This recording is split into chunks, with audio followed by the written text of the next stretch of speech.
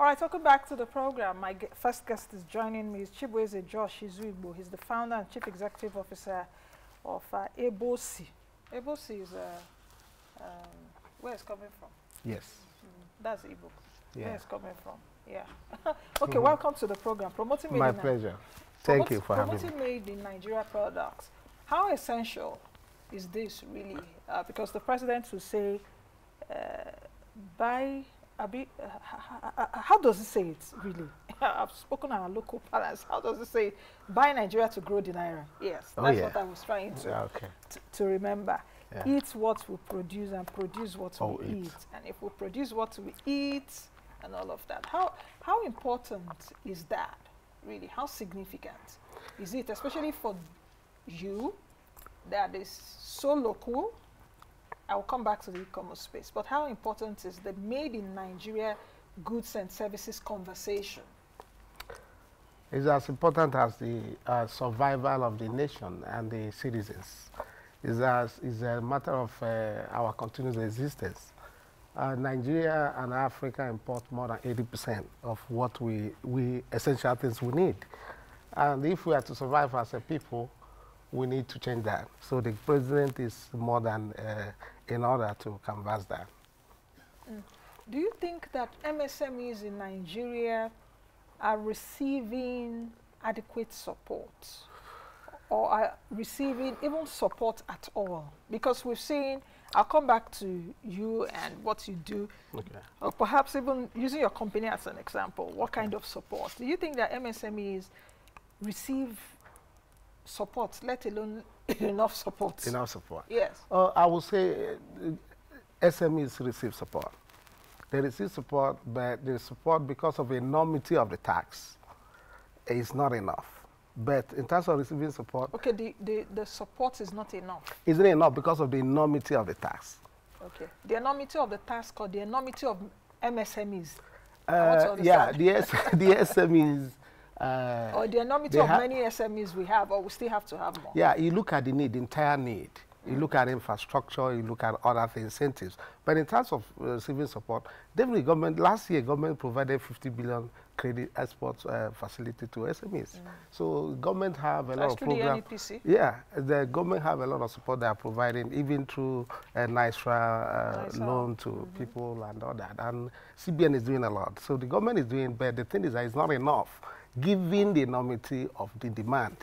They look at we've not been producing so many things for so many years. Look at rice, for instance.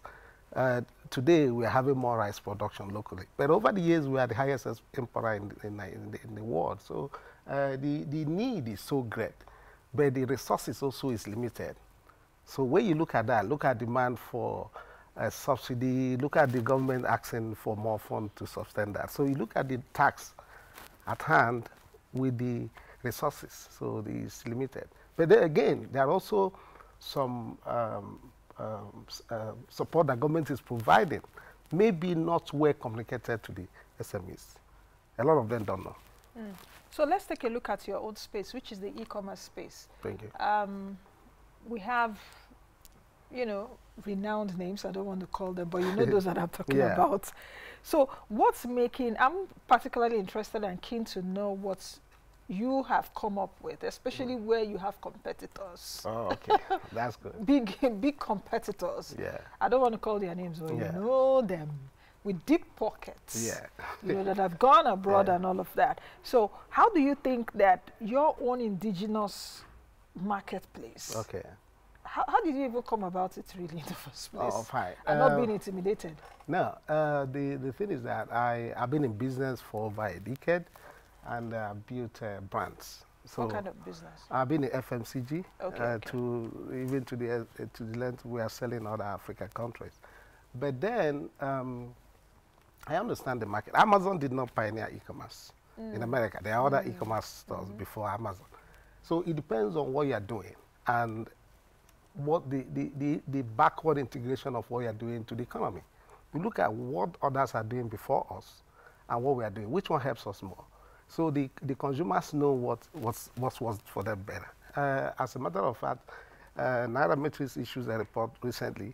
That was a consumer survey, and we came among the top 4 in Nigeria within the little space we spent. Of the online yes, e-commerce space? Yes, so behind that big guys you mentioned. And again, you have to also understand that the big guys also have big issues. so sometimes the smaller the better. But we are not even that small. You know, we are the only marketplace in Nigeria with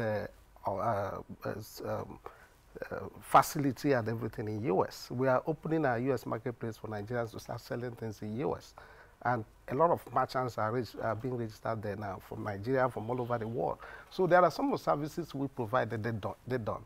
We do B2B and B2C, both wholesale and retail. We are doing drop shipping. A lot of businesses in China, in Turkey, different part of the world are registered on the marketplace. And Nigerian businesses can source what they are selling there.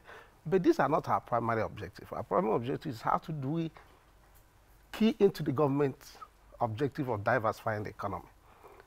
Look at the fact that Africa have less than 4% of the global supply chain, share of the global supply chain for finished product. The entire Africa. Which is very poor. Less than 4%. Yeah. And look at inter-African trade, it's less than 15%. Yeah, amongst and ourselves. Of the second lowest continental trade in the world is 52%. So look at AFCT opportunities and all that. So you see where the opportunity lie. It's a multi-billion, trillion-dollar space that with the right strategy like what EBEOSI is doing, within this space we're able to grow into millions of dollars in sales monthly. How much?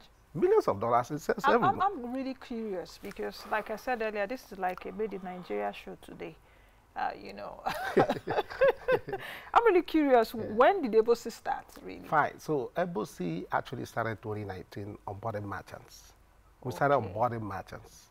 But our full takeoff started the year after, which is 2020 in the pandemic year? Yes. So we onboarded merchants, and what we did was to first get it right. Look at the problem in the e-commerce space.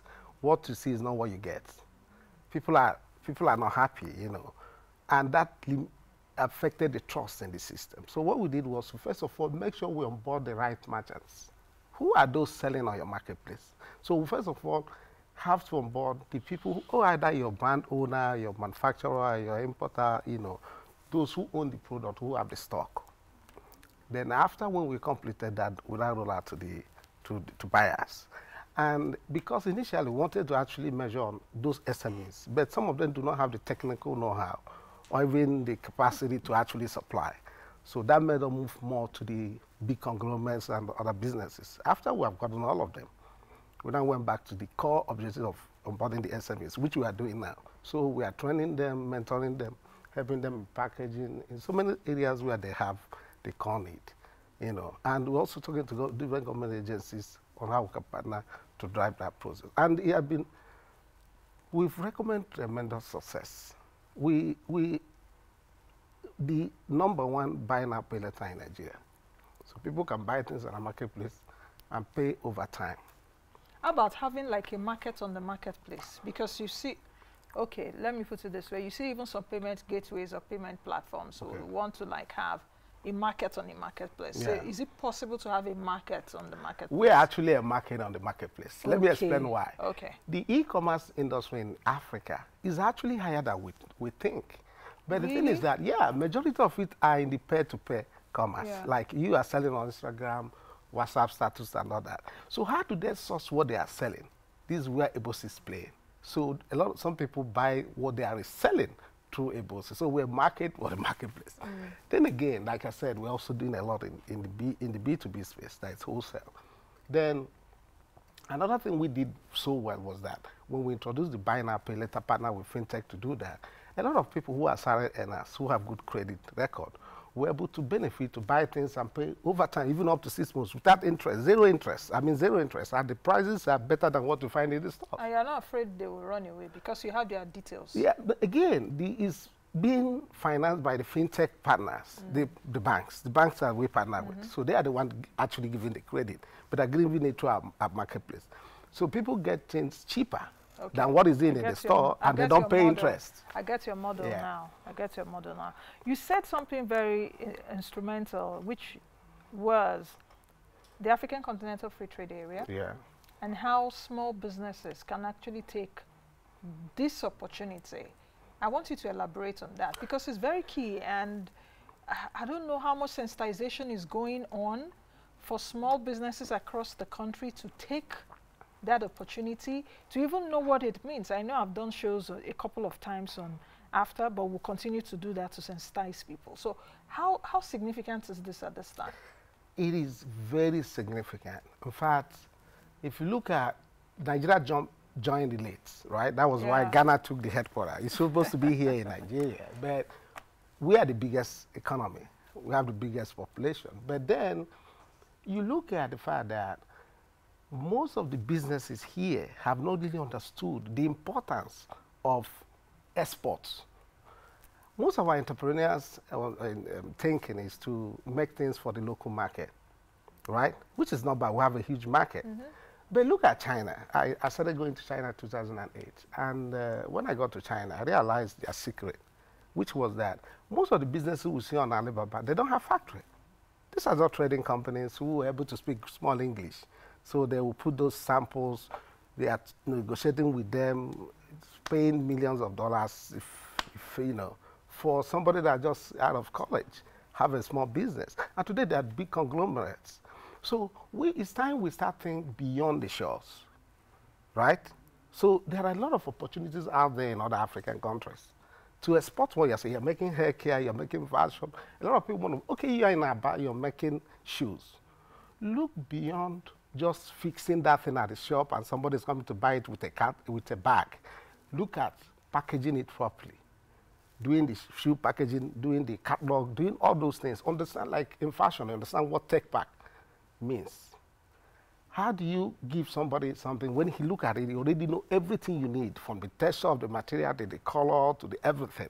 Tech pack does that. A lot of people who say they want to be fashion entrepreneurs end up being tailor, because they are moving to be a tailor. They're not moving to be a fashion entrepreneur. A fashion entrepreneur doesn't necessarily need to know how to sew clothes. What you need to know is how it works, the market works. And then you can roll out your brand.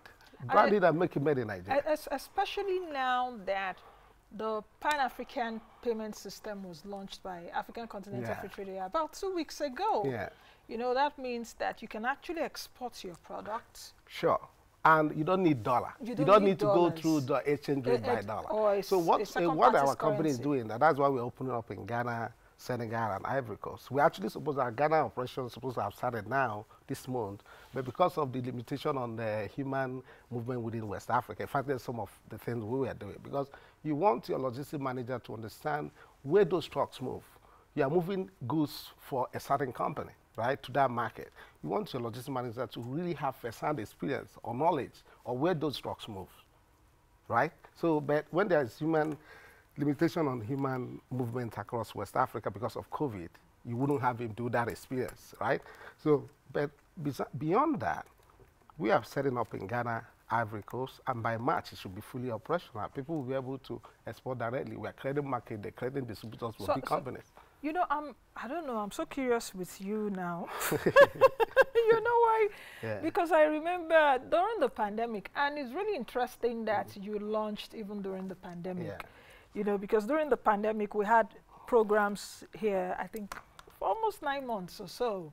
All through the year, we're conducting town halls. And I remember even some of the town halls I conducted, I asked those certain questions. What kind of startups are we even going to see erupting? And I'm glad that I'm speaking to you, one of those startups, you know, and it's just within a short period of time. Yeah, then let me point this. Is this how it is? That's what I want to know. So is this how it is? Is this how the magic is? The thing was that we are not a creation of the pandemic. Yes. We built the marketplace more than 3 years. 3 years ago. To even build the marketplace itself, we did everything scratch. We developed it. On a marketplace, you can select where things are made in. We are the only marketplace in the world. Well, you launched during the pandemic. Yeah, so you can, we are the only marketplace in the world where you can say, okay, I want to buy this shirt I'm wearing made in Nigeria. So every product on our marketplace has where it's made in. So that gives special advantage to people making here in Nigeria and to the customers who want to buy it. So we have thought about this process before. As a matter of fact, when they were launching in Niamey, I was invited. I was one of those CEOs invited by AU. So we already know what the market is, what the future entails, right? And we're preparing for it. The same thing we are encouraging Nigerian entrepreneurs to prepare for export. Prepare to flood this market with Nigerian-made products. So how can they prepare for export? Package well, process well, understand what Alibaba did for Chinese economy. That's what EBEOSI is doing for Nigerian and the African market. Alibaba created that visibility for Chinese products to the whole world, and that's what EBEOSI is doing. So when they register on EBEOSI as a seller, it's free. We don't charge nothing. It's free to register. So when they register as a seller, someone who doesn't have all the necessary... Is it just for goods or for services? Goods, actually. Goods, just for goods. So when you register as a seller, we help that person create the distributors, if it's for wholesale, if it's retail. We are not doing retail within Africa. We're only doing wholesale. It's the only in Nigeria we are doing retail. Then our U.S. marketplace, which is the biggest on earth, that is more than 25% of the world economy. Consumer market is the U.S. market. So we are going into U.S. market, and the hunger for diversity among the citizens are so hot now, especially the COVID has even accelerated. I have seen that trend before. You asked me earlier how the idea came. I went to the store, one of my visits in U.S. those years, and I wanted to buy some gifts. You know, that was my first time visiting U.S. actually. And I went into Macy's store to make shopping, and I was finding it difficult to find made in U.S. So I started thinking, how do we create made in U.S. products? Yes, I was in made in China. And I was going to China 3-4 times a year that time. So I was like, how do we create a marketplace that I can go and choose where those things are made in, right? Either because I want to patronize, support that economy, I trust the quality of things made there to be better. So that was how this EBEOSI is where it's come from. You know, that was how the name came about. From there, we started creating other features like women-owned, minority-owned. On our marketplace, we have those features. You can buy made in country of your choice. You can support women, eco-friendly for those who want. Then we are launching these features in the U.S. So for them to have that opportunity to support our local economy here in Africa. In fact, we want to launch a program we call Shop for Change. And actually, by now, we should have opened our U.S. marketplace. We already have a lot of foreign sellers, but the local sellers are not much from Africa. And our intention is to drive African trade to the world.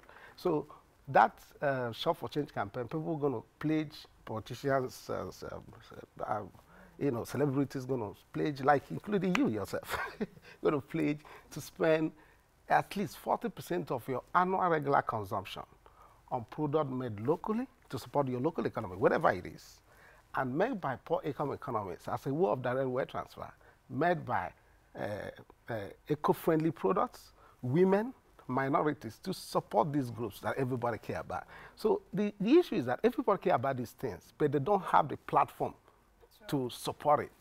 And that's what EBEOSI is providing. Chibueze, I think we'll leave it at that for now. Thank you so much. You said quite a lot.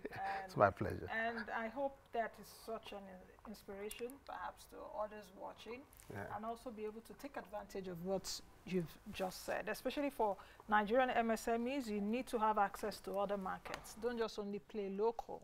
You can be local, but at the same time, global. Thank you very much for coming. Thank you, Nancy, for having me. And thank you for what you're doing. Thank you. Thank you. All right, I've been speaking with Chibueze Josh Izugbo. He's the founder, CEO at EBEOSI. That's where you're coming from. Where are you coming from? That phone you're buying, where is it coming from? Most of it China, South Korea. Can we have from Nigeria? That's what the show is about today. All right, let's quickly take a break. And when we come back, the show continues. Do stay with us.